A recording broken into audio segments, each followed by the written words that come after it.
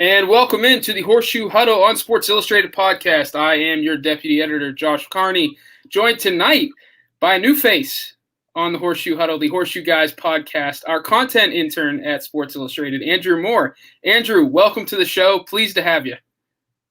Yeah, thanks for having me on. It's been a fun time so far, and just looking to keep it rolling. Excited to get the season started here, training camp at least in a couple of weeks. But appreciate you having me on.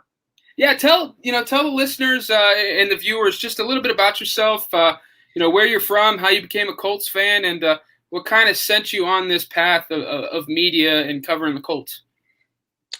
Yeah, so I'm originally from Fort Wayne, Indiana. Still live here. I actually really wasn't too big into football until my third grade year, when my teacher was a huge Colts fan, and he kind of got me into it. And then from there, I've just kind of been hooked. So, and then going up through high school, started really studying the team, and through college, and really just becoming more of a diehard fan as the years went on. So now, and I was starting up my own Colts podcast, The Educated Fan, with my co-host Brandon Moses. That kind of got my start into sports media, and it kind of just fueled that passion for covering the Colts. And I've always liked writing, been a good writer, as far as just trying to explain things in detail and really expressing myself through that way.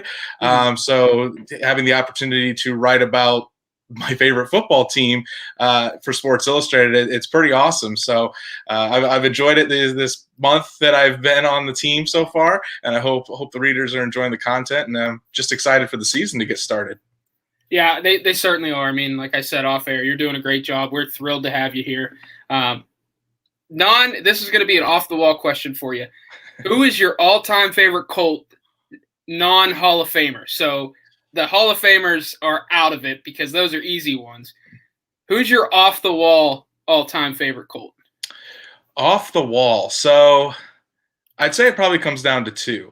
I'd either say Dallas Clark. Just loved Dallas Clark's game. I'm going to include like Dwight Freeney, Robert Mathis in the Hall of Fame for the Colts, but Dallas Clark. And then when we're talking about kind of this next generation of Colts team, it's got to be T.Y. Hilton. Just his story of really coming from an unknown, and then just that combination and that chemistry he had with Andrew Luck, really just carrying these Colts teams over the 2010 decade. T.Y. Hilton's got a soft spot in my heart for sure. Yeah, mine, just to throw mine in there, mine's Gary Brackett. I mean, I love that guy. He came out of nowhere and was just absolutely fantastic in the middle of some of those really good defenses. He doesn't get enough love from Colts fans, especially now that we're so far removed from his playing days. But he was fantastic in the middle. He was a great leader. The easy answer for me would be Dwight Freeney. I mean, I went to Syracuse. That guy is the best pass rusher I've ever seen. That's the easy one, but he should be in the Hall of Fame, and I'm assuming he will be soon, along with Robert Mathis. So speaking of defensive line, I know we were going to start offensive line, but I'm going to change it up, try a segue here. You've been putting together some training camp preview pieces on certain positions, and your most recent one, you profiled the defensive ends, a position that's undergone a lot of changes this offseason. Obviously, Justin Houston is still on the market, but he is not coming back to Indianapolis.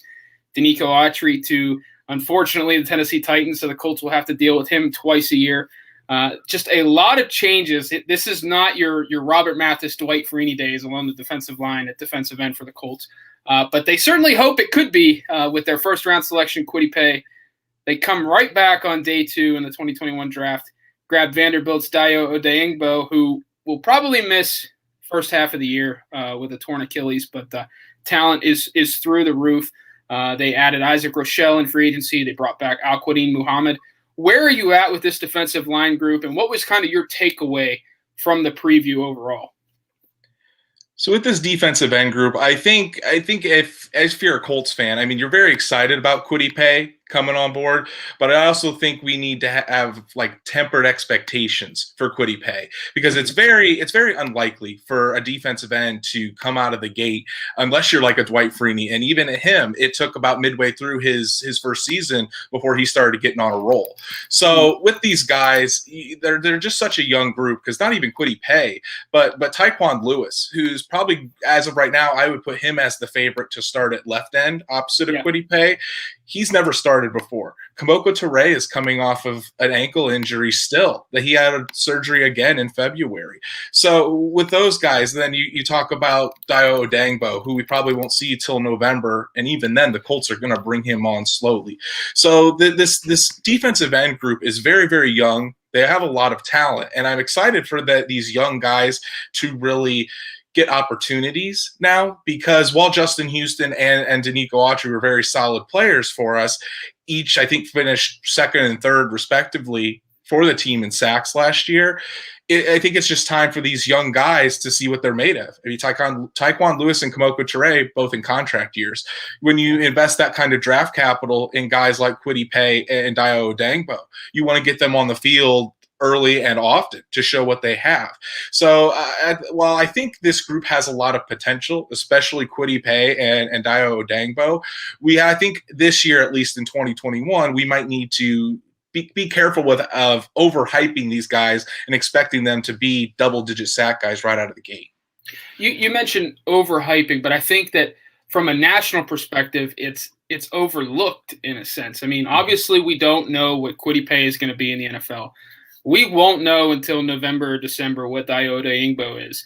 But just on paper, with how much they've invested in this position, if you just look at the top four, which I'm assuming that's Paye, that's Tyquan Lewis, that's Kemoko Turay, and that's Odangbo, that's pretty darn good on paper. Now, granted, Odangbo is going to move around a bit. He can play inside as a 3-tech. He's got the length and the strength to do that. But just those four on paper, Andrew, I mean, that looks pretty darn good compared to maybe last year, in my opinion. Where are you at there? Do you think this group is a bit overlooked nationally? I mean, I know you mentioned you don't want to overhype them, as a fan coming into the year, because you don't want to put unrealistic expectations. But do you think it's a little overlooked, at least on paper? I really do. And I think we're going to see that towards the end of the year, especially because, I mean, Chris Ballard has said this over and over, and I think he's absolutely correct in that it takes defensive ends and rookie pass rushers some time to get adjusted to the pro game, because you're not going up against a guy that may play tackle or guard in the league. You're going up against left tackles and right tackles that are getting paid $20 million a year. So it takes some time. But I think towards the end of the year, when you start seeing a Kwity Paye get more comfortable in this defense, instead of doing kind of the read and react that he did at Michigan, just being able to pin his ears back and go get the quarterback. When you see Tyquan Lewis getting more opportunities, because, I mean, last year at the beginning of the year in training camp, we were talking about Tyquan Lewis not even making the roster. And he sure showed out, and he came on strong. And I would love to see him get more opportunities at that left defensive end, because I think he can be a solid player.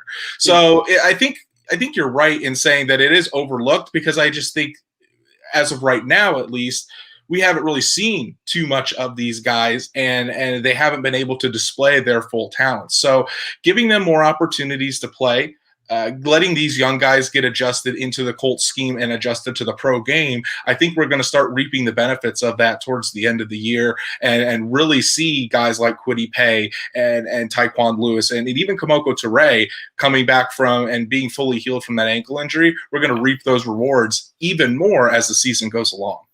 I think another part, too, that really helps these two rookies, like, I hate to continue to harp on this, but Odangbo is probably an afterthought until November at this point. But what's going to help Kwity Paye and then eventually Odangbo? They're not coming from, I hate to say this, but like Sam Houston State or something like that. They're not going against, future insurance salesmen or grocery baggers or anything like that. They played in Power 5 conferences, two of the biggest, in the Big Ten with Kwity Paye and the SEC with Dayo Odangbo. These guys went up against NFL talent week after week in school. There is a slight transition to the NFL for that.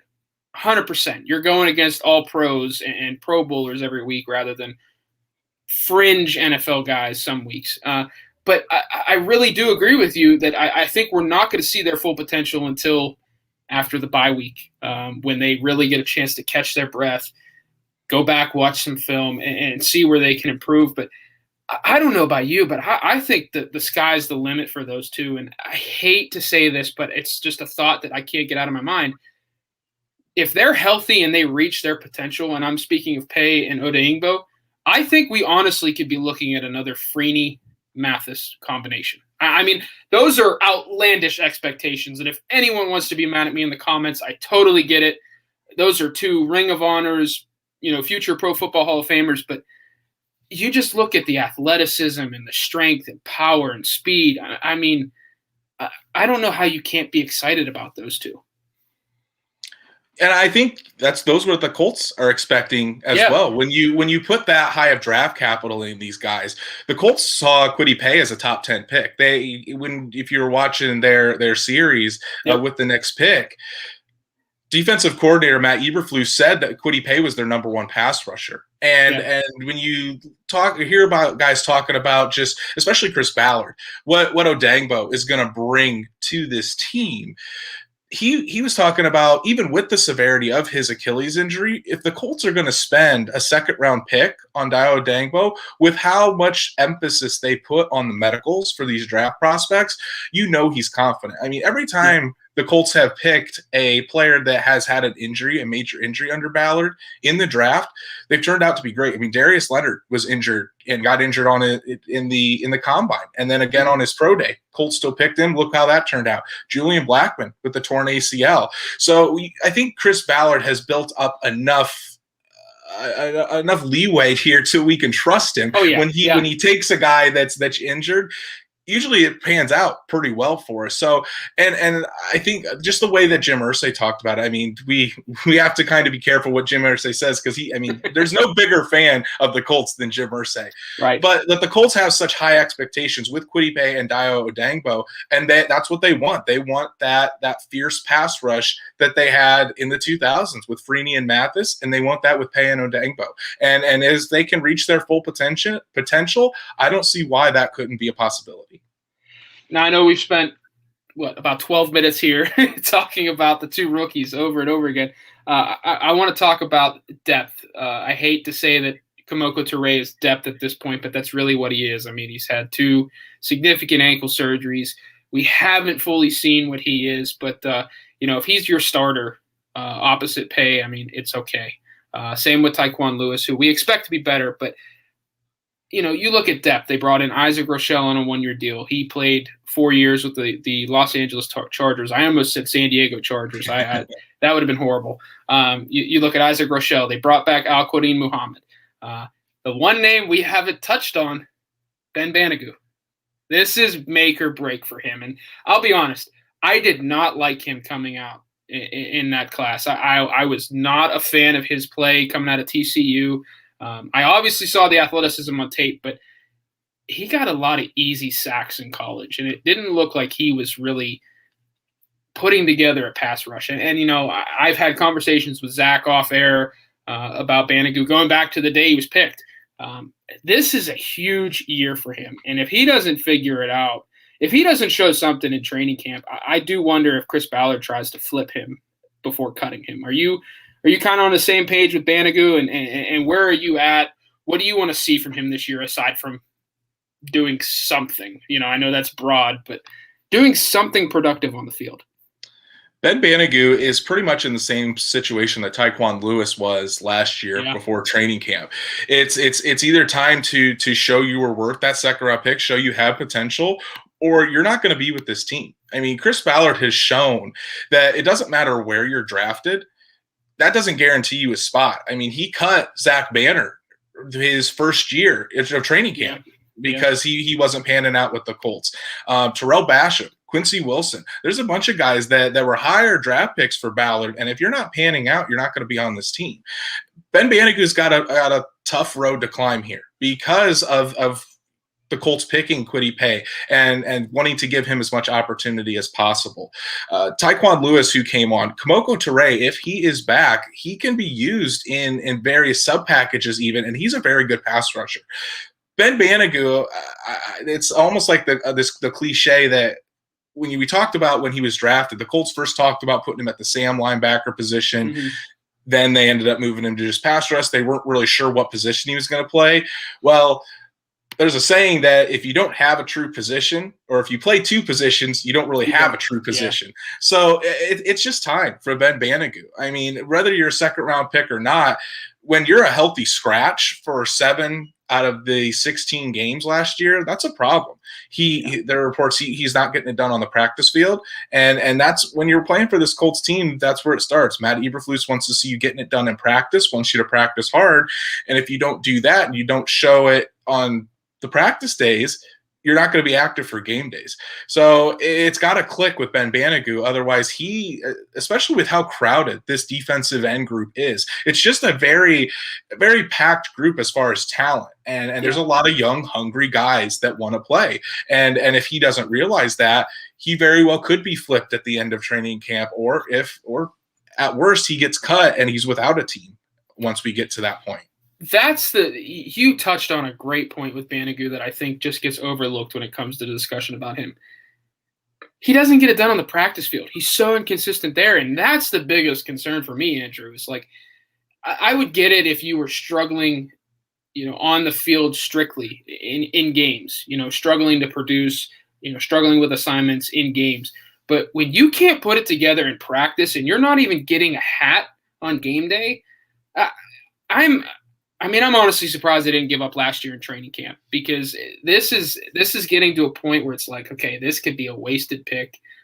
You've got to make a move here, because I'd hate to see the same thing happen again in training camp where Banigou's just not with it in practice. He's not really producing in training camp. And then it comes to cut down day and you keep him over, let's say hypothetically, over an Al-Quadin Muhammad. I don't think that happens, but let's say you keep him over a steady veteran presence just because he has potential. That would be worst case scenario for me. But I want to go back to a point you made before we move on from defensive ends. You mentioned very early on we have to see these young guys. When it comes to Banigou, like I need to see him. I need to see him the first month of the season. Play him as much as possible, and then if it's not working, you move on. There's going to be plenty of veteran defensive ends out on the street or on practice squads that you could poach if it comes to that. But you have to play him. You have to see what you have. Because if not, you wasted a draft asset you picking him. You have to play these young guys. I said with Jake last Monday, I don't want to see Al-Quadin Muhammad on the field on third down. I don't want to see Isaac Rochelle on the field on third down. I want the raw guy that maybe doesn't know what he's doing. Turn him loose. Pin your ears back. Go hunt the quarterback. That's all that matters. And best case scenario, Banigou shows that, hey, he knows how to rush the passer. It's clicking. Worst case, you move on. Those are the breaks of the game. So, any last word on defensive end, or are you ready to move on here to offensive line? I think I will say this: if we start seeing Banigou play more, that means he's getting it done in practice for what we can't see.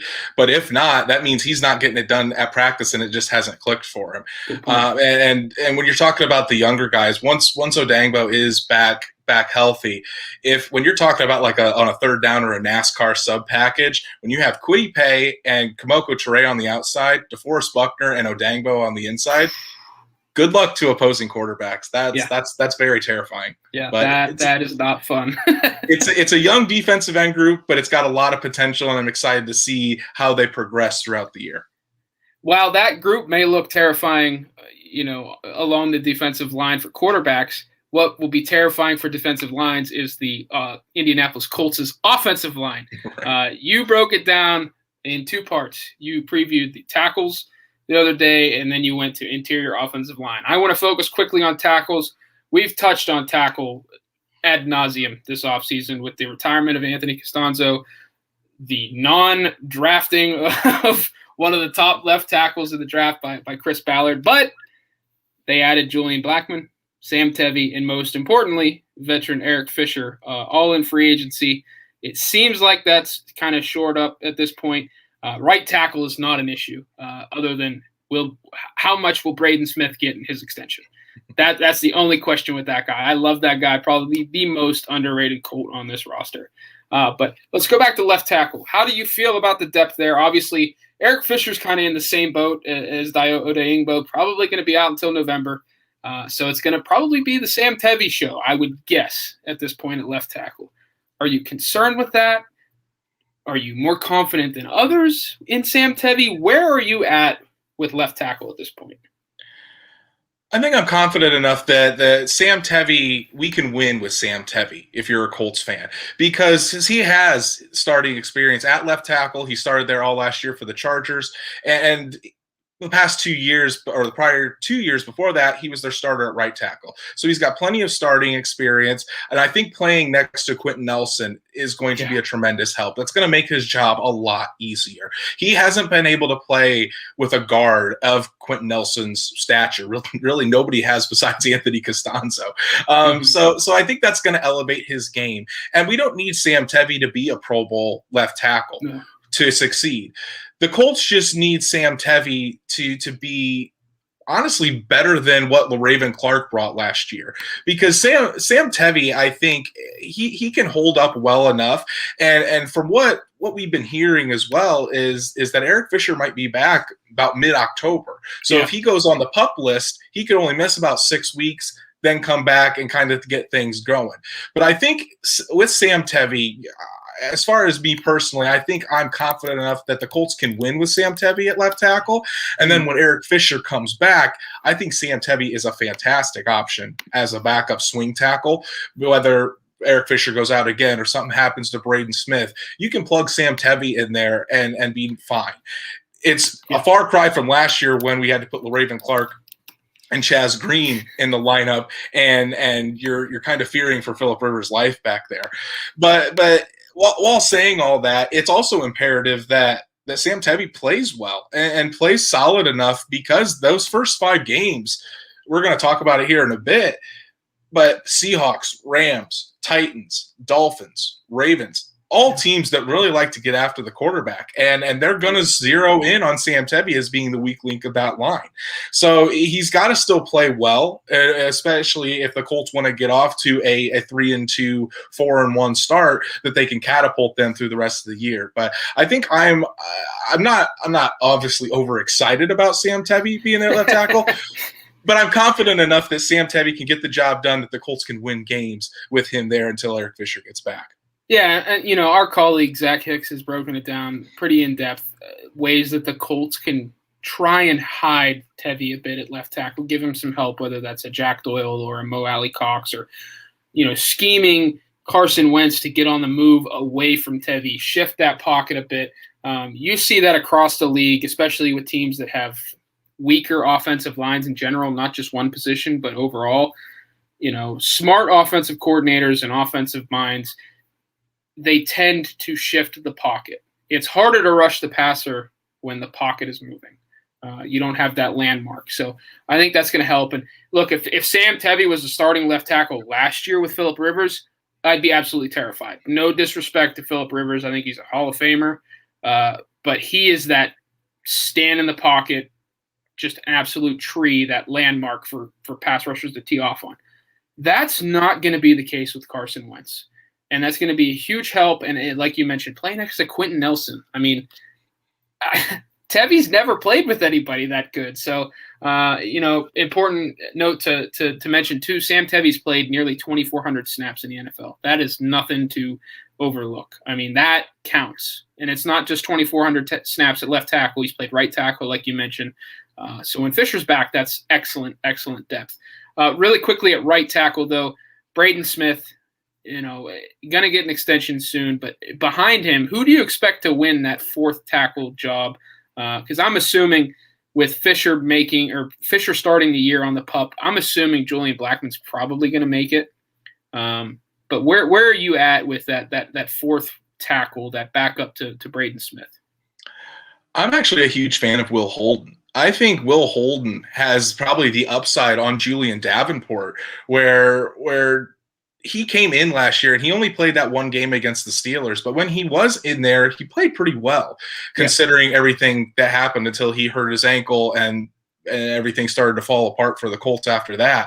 But Will Holden, and just hearing some different things coming out of OTAs, it sounded like he was getting some run with the ones here and there at left tackle as well. So I think the Colts have a very high opinion of Will Holden. And just because they signed Julian Davenport doesn't necessarily mean he's going to get the reps over Will Holden, right? Because Will Holden, the Colts kept him for a reason as well. So honestly, I would rather have, just watching the film, I would rather have Will Holden over a Julian Davenport, because I have more confidence in Will Holden to get the job done.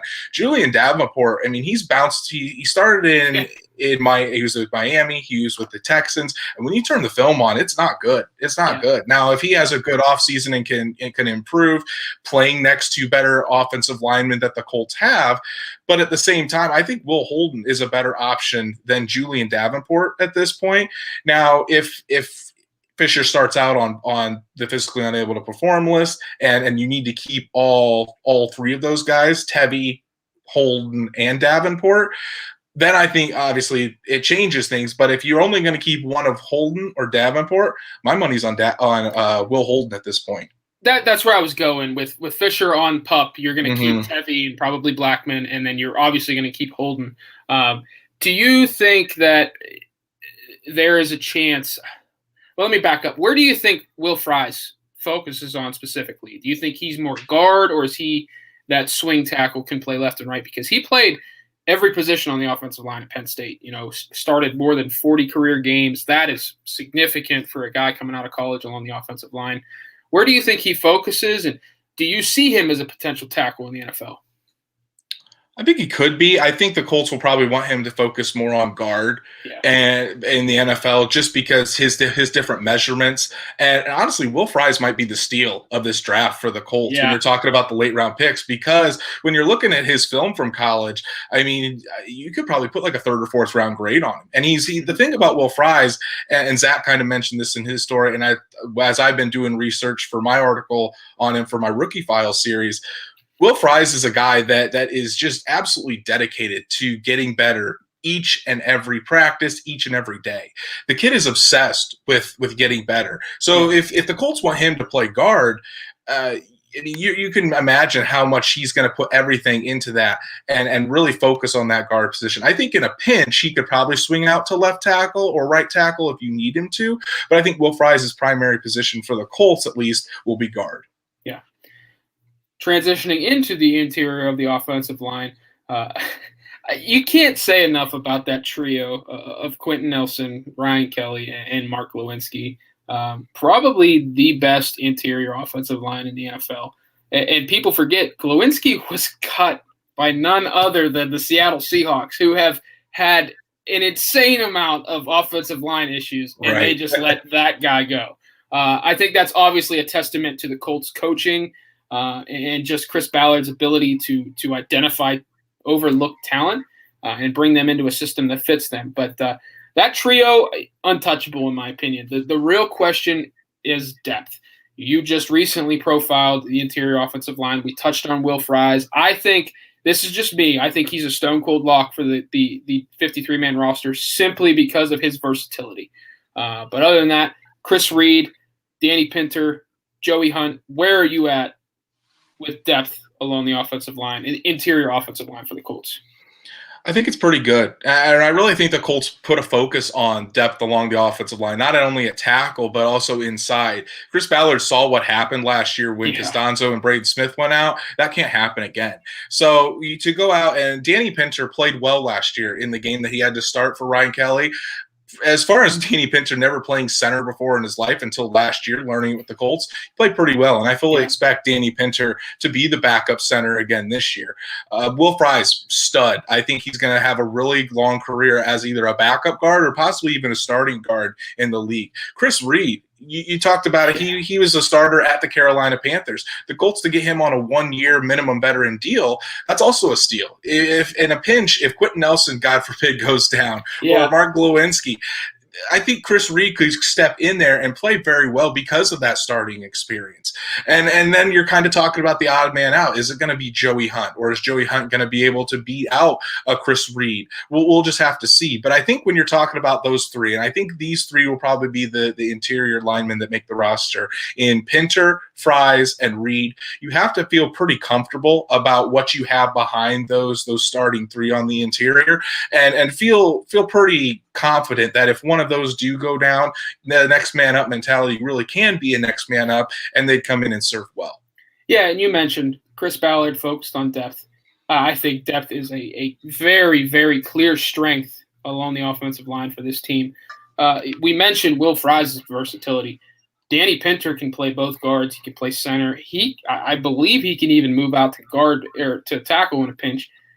And then Chris Reed played left guard for the Panthers last year, has center experience in the NFL and right guard experience. I mean, they have three guys there just alone. You could carry 8 offensive linemen if you wanted to and free up another spot or two for depth elsewhere, because those three behind the starting 5 can play anywhere along the offensive line. I mean, that you're hard pressed to find that in today's NFL. And you mentioned what happened last year with guys going down, whether it was COVID on the COVID restricted list or just injuries in general.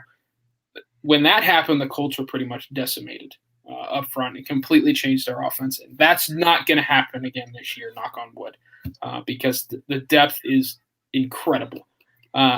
Aside from the starting trio, who would you choose as your favorite depth piece for this Colts team?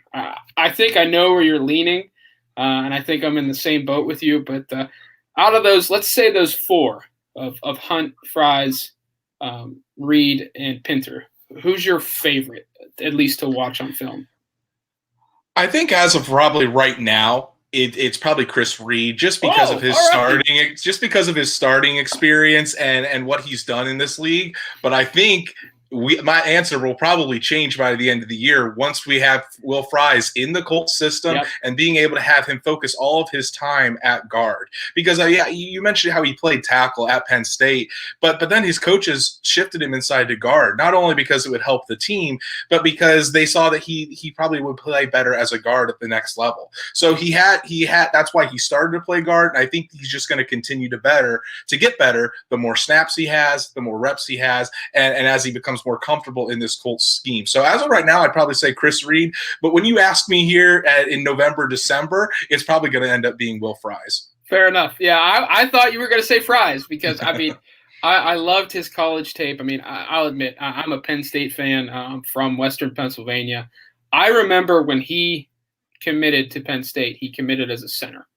And it was like, well, that's a big center, but he's a good athlete. He's played everywhere along that offensive line at Penn State. And his tape is good, as Zach Hicks has pointed out in multiple pieces, just looking at Fries. But I cannot wait to see him in preseason. I really am curious to see what the Colts do with him, whether it's you're at right guard or, hey, on this drive, you're at right guard. This drive, we're going to shift you to left guard or you're going to play tackle. I'm really curious to see how they use that chess piece up front. Yeah, and Fries is intriguing in that when you're kind of looking ahead to what's coming. I mean, Braden Smith's going to get a huge extension. Quentin Nelson's going to reset the market for interior offensive linemen. If Eric Fisher can return from his Achilles injury, the Colts are probably going to look to try to re-sign him and keep him for the next 4 or 5 years and be their left tackle for the near future. At some point, if you're Chris Ballard, you got to start thinking about how much resources you are dedicating that offensive line. It's going to be very expensive. And with Mark Lewinsky in a contract year this year, that's going to be a question that is going to need to be answered this offseason. Is Mark Lewinsky going to be are the Colts going to be able to afford to bring Mark Lewinsky back? And if not, that's why you're bringing up these young guys like a Will Fries that could possibly come in and be your next starting right guard. Or Chris Reed, if he's here with the team next year. So that's also something that the Colts kind of have to think about, is because you can't have half of your cap space dedicated to your offensive line. I mean, I know Chris Ballard loves to build those lines up, but realistically, you're not going to win a Super Bowl when half your cap space is with guys that don't touch the ball. Yeah. So that's just something to keep an eye on and something to keep in the back of your head next year when Glowinski's contract is up, whether the Colts are going to put more resources to him or put the resources to Eric Fisher and let Will Fries have his opportunity at right guard at that point in time. Yeah, you know, if Eric Fisher looks like the Eric Fisher of old, and I think he'll get an extension. Let's say they don't bring Glowinski back. Just with those four, assuming Nelson resets the market, Smith gets the type of contract he deserves. Ryan Kelly's one of the highest paid centers. And then Fisher, left tackle, if he looks good, he's probably going to get north of $15 million a year. Then you look at the defensive line. DeForest Buckner. I can't remember off the top of my head how much he makes a year, but then you add Grover Stewart's salary next to him. The Colts could have almost $100 million invested in the trenches. And as much as Chris Ballard talks about, you know, games are won and lost in the trenches, and they are, and it's super important. You can't build a team that way in the salary cap era. So a lot of tough questions are coming for the Colts, and I hate to say it because I love watching them on tape, but I think no matter what, this is Glowinski's last year in Indianapolis because they have young, you know, cheap pieces to kind of fill that void. Heck, they could even draft someone next year at right guard. So some tough questions need to be answered on this team, and I think that's one of them. But yeah, any final thoughts on the offensive line in general at this point here? What, about 2 weeks from training camp? I mean, I think it's just going to be another great year for this offensive line, especially when we get Eric Fisher back, and if he can get healthy and kind of resume his Pro Bowl form, we're going to see another dominant year from this offensive line. And not only is that going to help the running back group, it's going to help build Carson Wentz's confidence back as he tries to resurrect his career in Indianapolis as well. Do you think, just really quickly, do you think Fisher is the most important piece on that offensive line for the Colts? Obviously, Nelson is you know, the straw that stirs the drink. We know how great Kelly is and Smith is, but do you think he's the most important to success in 2021 for this Colts team? I think probably, just because when you're talking about it with Eric Fisher in the lineup, this offensive line goes to probably top 1 or 2 in the league. If you have Sam Tevi in the lineup, it probably goes back to about maybe 10th or so. Still a great offensive line, but there's going to be those top pass rushers in the league that Sam Tevi will get beat on, and Eric Fisher can hold his own against those. Yeah. Exciting year ahead in the trenches. I know that's not a glorified area for most fans, but us nerds, in a sense, we love that area of the game, especially here in Indianapolis. So I want to transition back to rookies here. Andrew, you've done an awesome job doing these rookie profiles. Just kind of going through the backstory of the young players the Colts have drafted, and next up on the list is Florida safety Shawn Davis. That's not to be confused with the other Shawn Davis currently on the roster.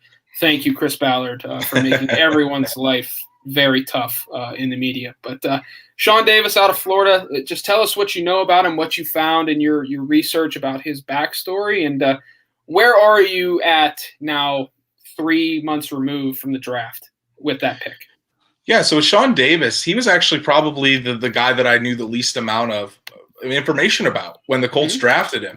So Shawn Davis gets picked in the 5th round by the Colts, and you know, a lot of these guys that are NFL players, from the time they start football through their high school years, through college, they're usually the best player on their teams. They're seen by everybody as being untouchable. Well, that's kind of how Shawn Davis started. I mean, even in Pop Warner football, playing for the Palmetto Bay Broncos down there in Miami, he was one of the best players on that team. When he started high school at Southridge down in Miami, he started out on the JV team, but he made too many plays his freshman year that the coaches had to move him up to varsity. And then he made 4 interceptions in 4 games as a freshman on varsity.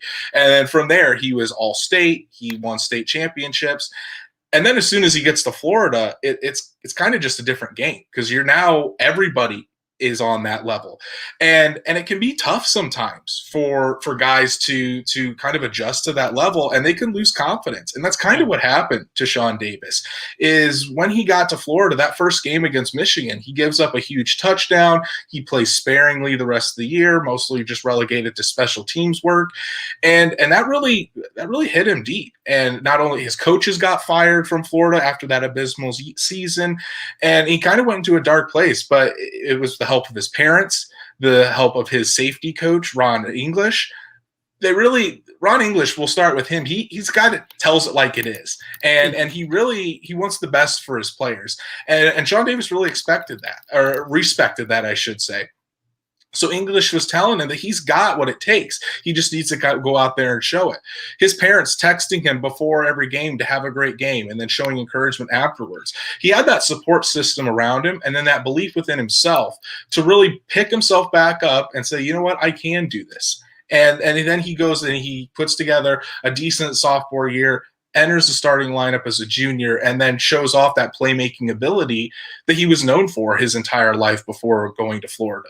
He led the team in interceptions the final 2 years, and that was only playing 19 games. He had 5 picks. So the kid's got a nose for the ball. He was the quarterback of the secondary, and that's kind of continued in just the short amount of time he was with the Colts. Chris Ballard has said that Shawn Davis is on the same level that Khari Willis was when Khari Willis was drafted in terms of football IQ. So the Colts are getting a really smart safety, a guy that's a playmaker, and the Colts love guys that make plays on the ball. And I think he's, at least for now, he's going to be a good backup safety that can be put in different situations. He's definitely going to have an impact on special teams. Just like any rookie, there are areas that he can clean up, especially in tackling. He struggles a little bit against size and speed when you turn on the film. But overall, for a 5th-round pick, I think Shawn Davis is going to be a good backup safety for this team, and he's the right kind of guy that fits in this Colts locker room. So just doing all that research on him and kind of finding out that story of how he lost so much confidence, then that support system around him to really bring it back. It's a really nice story, and I'm happy that Shawn Davis can continue his career with the Colts and show what he's got, honestly. It's going to be fun to watch him. Yeah, it's tough to go for being – the man to, you're just another fish in the pond at that point. Everybody's as good as you, if not better. And look, Florida had a loaded secondary every year that Shawn Davis was down there. Obviously they are a Power 5 program. They are one of the premier programs in terms of name recognition in college football. So they're always going to get the great recruits. But important to note, too, for those watching and listening, Ron English is now the co-defensive coordinator at Purdue. So nice little backstory there. You kind of got some insight into what he means to players. So that's going to be huge for Purdue as well. But the one thing I have a real concern with Davis is his tackling. It's a problem. And as the last line of defense, you have to be a sound tackler. And unfortunately for the Colts, both Shawn Davises are very poor in the tackling department. Obviously, the rookie Shawn Davis has great ball skills, very good football IQ, good range, but I am concerned about the tackling, and I think that if he struggles with that in preseason, that could send him to the practice squad. But, yeah, the ball skills and just the overall splash plays and the big hits are so tantalizing. I mean, he's a talent for sure. But, yeah, you got to be able to tackle in this league, and that's a concern for me. So do you think he's a lock for the roster, or what would you put the percentage at he makes the roster versus he's cut? I think the Colts will end up keeping probably 4 safeties, and I think it's probably going to come down to the different Shawn Davises, whether it's the Shawn Davis from Pittsburgh or the Shawn Davis from the Florida Gators, because you got obviously Julian Blackmon and Khari Willis as your starters. George Odom, who re-signed on a restricted free agent deal, was a first-team All-Pro as a special teamer. He's going to make the roster, and then it will come down to which Davis performs better. Are you going to go with the veteran Davis from Pittsburgh, who's shown what he's capable of, or are you going to bet on the rookie who has those ball skills but isn't at the best at tackling? And I think it is important to note that just how tackling is such a focus for Matt Eberflus and for this defensive staff. You hardly saw, I mean, going back to the Chuck Pagano days for this Colts team, it seemed like the Colts would lead the league in missed tackles every year. You don't see that now with Matt Eberflus. This team, they grade on the loaf system. If you're not hustling, if you're missing tackles, you're going to get called out for it. And it could be a rude awakening for these rookies. So if Shawn Davis shows that he is a willing tackler and it shows improvement throughout the preseason and throughout training camp, I think he has a good chance to make the roster. I think what's really going to help him in his transition to the NFL is something you highlighted very early on in your piece. And again, just fantastic piece, Andrew. Like I learned so much about Shawn Davis just from reading your story. Him going through those trials and tribulations early in his career at Florida. If this was a guy who was, the Pop Warner star, went to high school, was the man in Miami, and then went to Florida and was just, big man on campus, he wouldn't know what it's like to go through a transition and a major struggle. Like he probably will transitioning to the NFL with the Colts, but he's already been through that. He's got a great family to lean on. He has those words from Ron English still probably in the back of his mind, and he's going to a great staff with the Colts. That's very pro player and just player empowerment, not the NBA type of player empowerment, but just positivity. Mm-hmm. And I think that's going to help him in his transition. I don't think he's going to have any issue with, some tough days in training camp, letting them, pile up and snowball like most rookies tend to do, because he's been through it. He's seen it. So this is just at a different level. I do think he makes the roster in the end. I do think he's also going to make some splash plays in training camp and in preseason that make people turn their heads. Mm-hmm. And I'm not saying he's going to be your next starting safety on this team. I think overall in the NFL, he's a depth player, probably a dime or nickel package type of safety. But I think he's going to be good depth once he develops. So what was your biggest takeaway from Davis, just quickly, in his backstory, that you were just like, oh, that's really cool? Was it the Ron English situation? Yeah, I think it was. I think it was just the kind of the support system around him. Not only Ron English, but his parents sticking behind him 100%, constantly telling him to have a good game, showing that encouragement. And I think you can also notice a theme with all of these rookies. Going through all of these rookies, their stories, they're all always having to overcome some sort of obstacle. I mean, Kwity Paye's story, if you haven't heard it yet, you're missing out from where his piece. from where his mom had to was an immigrant from Liberia and Guinea, and just the way he came up. Dio Odangbo now with the Achilles injury. Kylan Granson, who went to started at Rice as a wide receiver, left the program, then goes to SMU. All these guys so far that I've done just deep dives into their backstory, they've all had to overcome obstacles and adversity in their careers, and it makes them a stronger person. And I think that's what kind of shows what the Colts are looking for, guys with high character, strong individuals that can handle that, because it's something Chris Ballard says all the time. Their talent determines their ceiling, but their character determines their floor. So these guys are going to work hard, they're going to fight through the adversity, and they're going to push as hard as they can to reach their ceiling. And I'm excited to do, because I've got Sam Ellinger, Mike Strawn, and Will Fry still to go. I'm excited to do all three of those as well. They're going to be fun pieces. 3 good ones coming up. Yeah, and again, there's a key component with these draft picks under Ballard. They're all building a great culture. Mm-hmm. This is going to be a rough transition. I don't have a good one here, but we're going to preview the first 3 opponents for the Colts quickly here. We've got about 13 minutes left here, Andrew. This is not a prediction. We're not saying how the game's going to go. We're just taking a 30,000-foot view, looking at the first 3 opponents for the Colts. Week 1 at Lucas Oil Stadium. I believe that's a 1 o'clock kickoff. Let me pull it up. Mm-hmm. Yep, 1 o'clock on Fox on September 12th against the Seattle Seahawks and Russell Wilson. DK Metcalf riding into town. Obviously, Seattle, ton of turmoil this offseason. Is Russell Wilson going to get traded? Did he or did he not request a trade? He's denying he ever requested a trade. They upgraded the offensive line slightly, brought back Chris Carson. This is still a good defense, not a great one. It's not the Legion Boom anymore, but it's still a good team overall, and I do expect this to be a playoff team, honestly, just on paper. A tough week 1, though. I mean, very tough. Fortunately for the Colts, it's at home in front of 63,000 fans. They're going to have that on their side.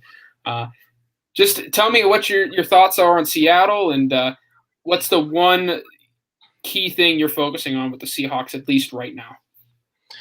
So Seattle, I think, is going to be a good team. Again, we actually just did our NFC West breakdown on the Educated Fan, and I had the Rams winning the division, I have Seattle getting a wild card berth as well. So I think they will be a playoff team. It's going to be a very, I think we're going to see a very different environment that we've seen at Lucas Oil Stadium the past couple of years. It's Carson Wentz's debut. T.Y. Hilton re-signed, and the whole bring T.Y. home movement, that's going to get Colts fans fired up. Like you said, 63,000 fans. It's going to be a packed house after a lot of fans weren't able to go to games because of COVID last year.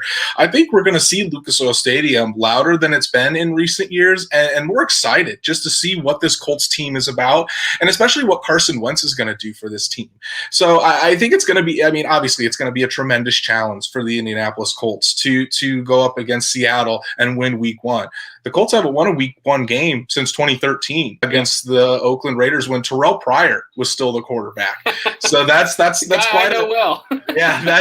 that's quite a throwback there. Yeah. So it's gonna be a hard fought game. But I think that it's, like I said, that environment within Lucas Oil Stadium, that's going to be a big plus for this Colts team. And I think the Colts are going to be ready to go. Jim Irsay wants to win that first game. So I think Frank Reich and Carson Wentz are going to want to show the entire world that they're ready to fight for this year. So it's going to be a good one. I said I didn't want to do predictions, but right now, just off the cuff, I'm not going to hold you to this, come the season, but Colts win or lose that first game?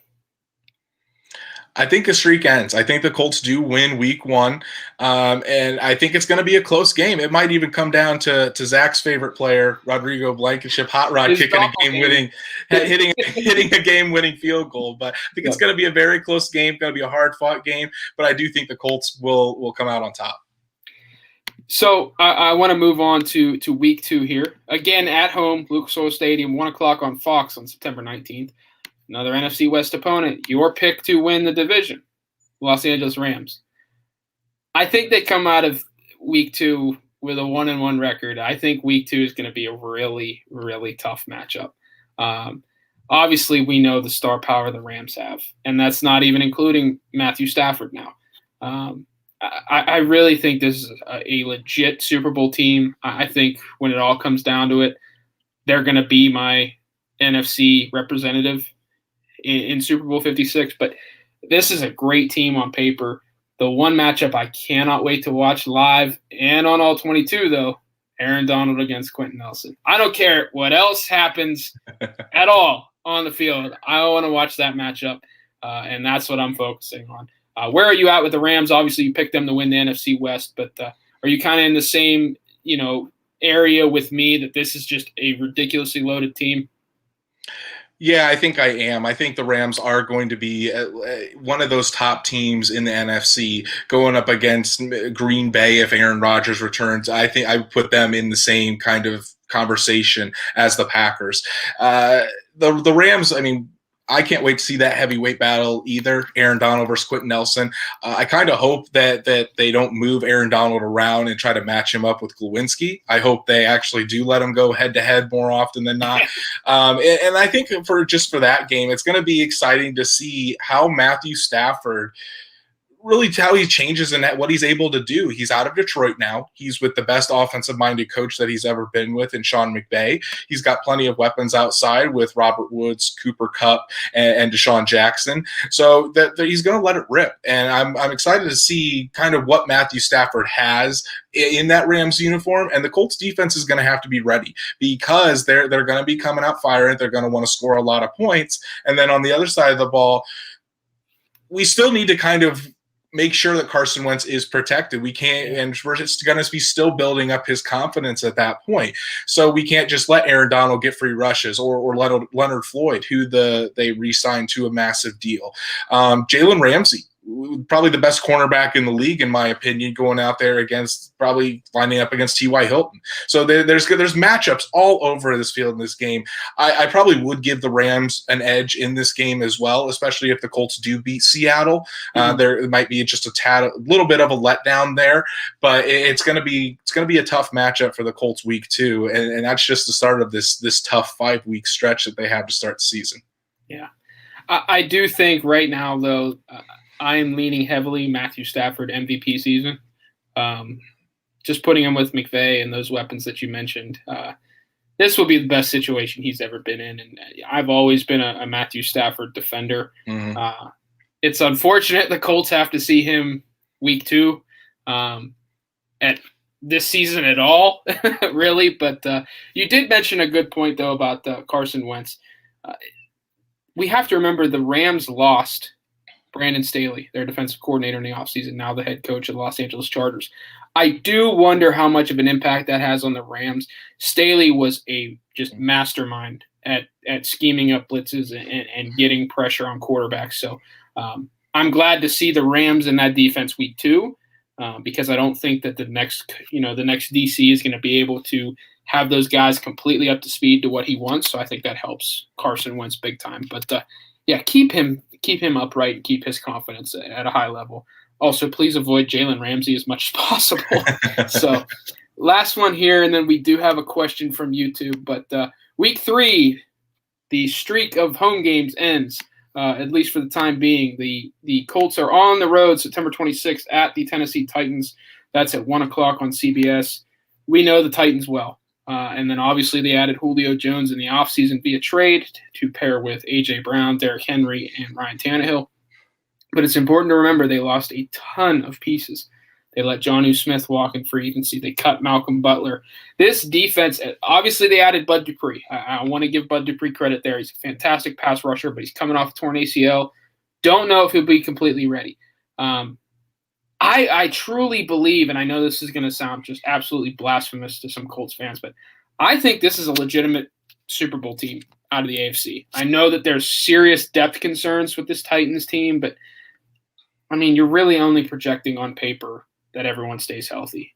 And I don't know how you match up with this team offensively. Yeah, you're going to have to outscore them. But that's a revamped pass rush that could potentially mask a poor secondary. Where are you at with the Titans at this point? Where do you see them finishing in the division? And how do you feel about the offensive weaponry? So I'm not as high on the Titans as you are. I don't think that the Julio Jones trade puts them in that Super Bowl conversation yet. I still would put with Kansas City. I'd put Buffalo. I'd put Cleveland at this point up there. And I think the Colts are still the favorites to win the division. I really do. Just because when you look at that defense, I mean, you talked about Bud Dupree, fantastic pass rusher, but coming off an ACL. They did get Danico Autry from the Colts, and I know he's going to be mad and wanting to show off against the Colts, but we've got a stud offensive line that I think can handle him. They also lost Jadeveon Clowney. While Jadeveon Clowney didn't have the number of sacks last year, he still created some decent pressure. And I think that's where the Colts are going to be able to have success against this team, is because we saw what a healthy Colts team was able to do against the Tennessee Titans last year when they went down to Tennessee and beat them 34-17 on Thursday Night Football. So when you're now going over to the offensive side of the ball, I mean, there's no denying Derrick Henry, Julio Jones, A.J. Brown, even Ryan Tannehill, who's been playing phenomenal the past couple of years. But there's also only one football. And I still think that this offense will go through Derrick Henry. And when we have a DeForest Buckner fully healthy against that, when we have Grover Stewart in there, we have Tyquan Lewis, who's I think is as good of a run defender as Danico Autry. I wouldn't put him as high as a pass rusher as Danico Autry. And then Kwity Paye. I think that defensive line is going to be very good. The Titans offensive line, I don't hold in very high regard. Yeah. So if you're able to stop Derrick Henry still and put that pressure on Brian Tannehill to perform, I still think that's going to be the Colts' way to victory. And we've kind of – people say like Julio Jones, and I'm not going to discredit Julio Jones at all. Phenomenal wide receiver, one of the top – in my book, top 10 all time. But Julio Jones has never won a Super Bowl. And he was on some good teams with the Falcons. So I don't think that Julio Jones is necessarily a guy that puts them over the top. I still think it will come down to the very, very last week of the season, neck and neck, Colts, Titans for that division. But I don't necessarily think they're unbeatable or in that Super Bowl conversation. And I think just because these teams know each other so well, both of these games are going to be close, and it's going to come down to execution like it always does. Couple of things to note. Titans obviously lost offensive coordinator Arthur Smith is now the head coach in Atlanta. It will take the Titans a few weeks to work out some of these kinks. New offensive coordinator. I don't think they're obviously going to try and reinvent the wheel offensively. But you have a superstar receiver. You're going to want to try and get him touches. You're going to have some kinks to iron out. I do give the Colts that edge in week 3. I am a little disappointed with the schedule makers that the second matchup is in week 8. That is October 31st, so Halloween, and it's at 1 o'clock. I think that the schedule makers really dropped the ball here. Could you imagine Titans, Colts, Sunday Night Football later in the year? It's flexed because they're competing for the AFC South title. I'm disappointed in the schedule makers, and yes, I'm on my soapbox. But so those are the first 3 weeks. Very tough stretch. The next time we have Andrew on, maybe Thursday, maybe next week, we will do the next 3 games and try and get past that tough 5-game stretch to start the year that could hypothetically and maybe realistically make or break the 2021 season for the Colts. Like I mentioned, we do have one question from a YouTube viewer. This is from Colts Loyalist 5678. What would you set the over-under at for sacks from our defensive ends? Now, that's including everyone in the defensive end room. I think to make this easier for Colts Loyalist, we're going to just do the 4 that we project to make the roster. So for me, that's obviously we're assuming Odeyingbo is on PUP, correct? Mm-hmm. Correct. So let's say Kwity Paye, Tyquan Lewis, Kemoko Toure. I'll stretch it to 5. Al-Quadin Muhammad and Ben Banogu. Over under on sacks from those 5, unless you have a different set of 5. I think we could start out with that 5. I think Kwity Paye, like I said, I think he might start out slow, but towards the end of the year, we're going to see him really come on. I'd probably say he's probably about maybe eight sacks. That'd be a good number. 8.5. Yeah, that'd be a good number. Tyquan Lewis, I think he can get with more opportunities. I think he can probably get around 7, maybe 7.5 sacks. Al-Quadin Muhammad, we'll go to him, and then I'll do the other 2 second-round picks. Muhammad, I think he'll play sparingly, and he's never been a high sack guy. So I'm going to put maybe 2 sacks for Al-Quadin Muhammad. Kemoko Toure, I think he's the biggest wild card in this, because if Toure is healthy, I could see him with a full season getting maybe 6 to 7 sacks, even in just sub-package play. But if he's injured, it's a whole different story. I'm going to say he stays healthy this year. I'm going to go 6 sacks for Kemoko Toure. And then Ben Banogu, I'm going to be optimistic here and give him another 2, just because I'm not sure he makes the roster week 1. But altogether, I'd probably say if you put all 5 of those guys together, maybe looking somewhere between 25 to 28 sacks on the year. So let's say 26.5. Yeah, well, I could do that. Would you take over or under 26.5? I'd probably take the over, just because I think as an entire group, we're going to see some guys have sacks that we didn't necessarily expect, and even have Dayo Odeyingbo come in there and maybe get a sack or 2 this year. So I'm going to go optimistically. I'll say over 26.5. I'm with you. I actually think that Paye could hit that double-digit mark right away. And if Kemoko Toure, fully healthy, plays 700 snaps, this could sound crazy. I really think he could hit double-digit sacks as well in the right situations, being on the field in the right pass rush situations. I think 26.5 there. Colts Loyalist is a perfect over-under out of those 5 we mentioned. Again, that's Kwity Paye, Ben Banogu, Kemoko Toure, Tyquan Lewis, and Al-Quadin Muhammad.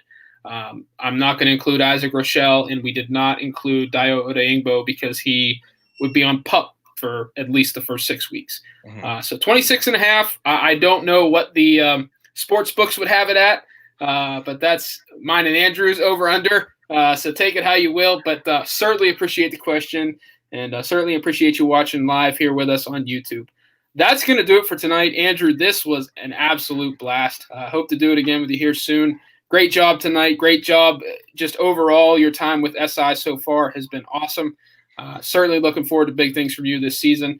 And yeah, just continue to follow us along here. You can follow Andrew on Twitter at Andrew Moore SI right there underneath his face.